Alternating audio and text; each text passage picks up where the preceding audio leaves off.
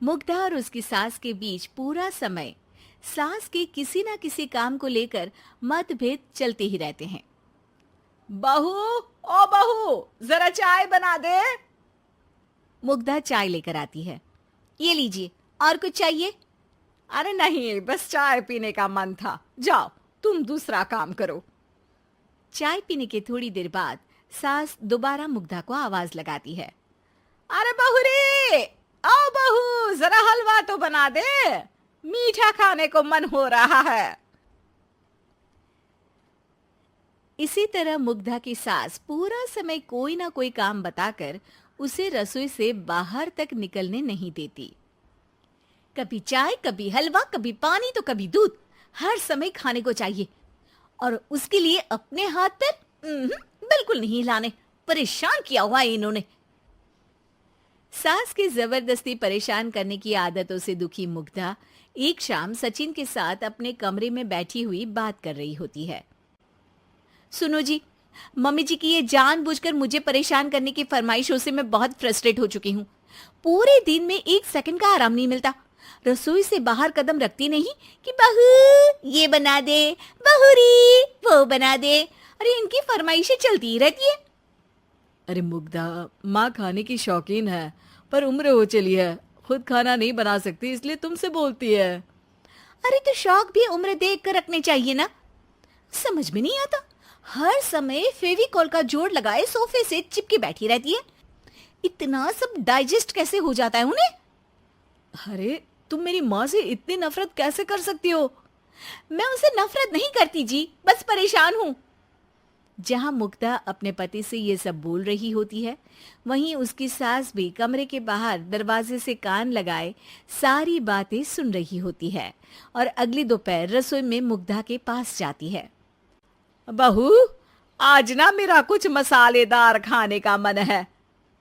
तो चाय बना दूं? मुझे बहुत पसंद है। अरे ना, ऐसा कर लिट्टी चोखा बना ले। और हाँ, जितना मसाला बातों में मिलाकर पति को सुनाती हो ना, सब्जी में भी वैसे ही डाला करो, खाना स्वादिष्ट बनेगा। सास की बात सुनकर मुग्धा हैरान रह जाती है। मतलब अब पूरा समय मुझ पर हुक्म चलाने के साथ बंद कमरे में हुई पति पत्नी की बीच की बातें भी सुनती है? अरे बात जब मेरी थी तो सुनने में क्या दिक्कत है? ये कहकर सास वहां से चली जाती है। अरे अब तो हद पार हो गई। इस तरह से तो ये मेरा जीना मुश्किल कर देंगी।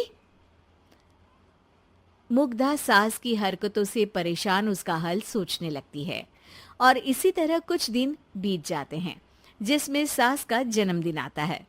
मुग्धा बहुत खुशी के साथ अपनी सास को एंड्रॉयड मोबाइल गिफ्ट करती है। मम्मी, आपको सबसे बात करने के लिए बहुत दिक्कत होती है ना? कभी सचिन तो कभी मुझे बोलना पड़ता है, पर इस मोबाइल से आपको कोई दिक्कत नहीं होगी। एक जगह बैठे बैठे बहुत कुछ कर सकती हैं अब आप। मोबाइल देख सासू माँ खुश हो जाती है, पर उसे इस्तेमाल करना तो आता नहीं, इसलिए साइड में रख देती है।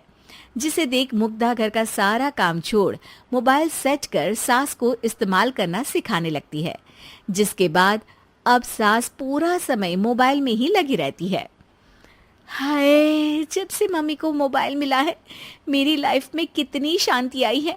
अच्छा है, इसी तरह बिजी रहे तो मैं भी सुकून की जिंदगी जी पाऊंगी। अब मुग्धा जब मन करे काम करना, जैसा चाहे वैसा खाना बनाकर खाना, पूरा समय रिलैक्स और खुश रहने लगती है। क्या बात है, आजकल तुम बहुत चहक रही हो। अरे मम्मी जी से छुटकारा जो मिला है, अब ना फरमाइशें ना छुप छुप कर बातें सुनना। अच्छा, तो मोबाइल गिफ्ट करने की ये स्कीम थी। इसी तरह दिन बीतते हैं और अब मोबाइल पर लगी सास फरमाइशों की जगह सवालों के लिए बहू को आवाजें लगाना शुरू कर देती है।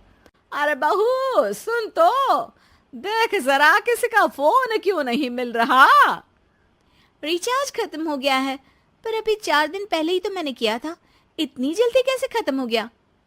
अरे मैंने कल तेरी कनाडा वाली मौसी सास से 3 घंटे बात की थी ना। क्या? इतना महंगा तो मोबाइल भी नहीं आया जितना महंगा इसका रिचार्ज पड़ रहा है। इसके बाद तो जैसे मुग्धा के दिन के 24 घंटे में से 20 घंटे सास के पास उनके मोबाइल रिलेटेड प्रॉब्लम सॉल्व करने की ड्यूटी ही बन जाती है। अरे मुग्धा, ये मोबाइल में अचानक तेरी मौसी सास की शक्ल क्यों दिखने लगी? और ये तो हिल भी रही है। मम्मी, ये गूगल डुओ का वीडियो कॉल है। इसमें आप बात करने के साथ एक दूसरे की शक्ल भी देख सकती हो। अच्छा, ये तूने मुझे पहले क्यों नहीं बताया? अब बताने के लिए पहले नहीं बताया। इसी बीच सचिन भी वहां आ जाता है और सास अपनी वीडियो कॉल में बिजी हो जाती है। क्यों, सास बहू में क्या गपशप चल रही है? इसे गपशप नहीं, दिमाग का दही होना बोलते हैं। पर तुम तो मम्मी को मोबाइल देकर बहुत खुश थी, फिर क्या हुआ? हाँ, उसका सुकून भी कुछ ही दिन मिला। अब घर के टंटे खत्म हुए तो मोबाइल की टिंग टिंग शुरू हो गई। देखो भाई, कुछ पाने के लिए कुछ खोना तो पड़ता है। आखिर तुमने मोबाइल अपने फायदे के लिए ही तो दिया है, तो फिर सवालों के जवाब भी देने पड़ेंगे, क्योंकि जब तक उनके हाथ में ये फुंथरू रहेगा, तुम्हारी लाइफ में प्राइवेसी और सुकून रहेंगे।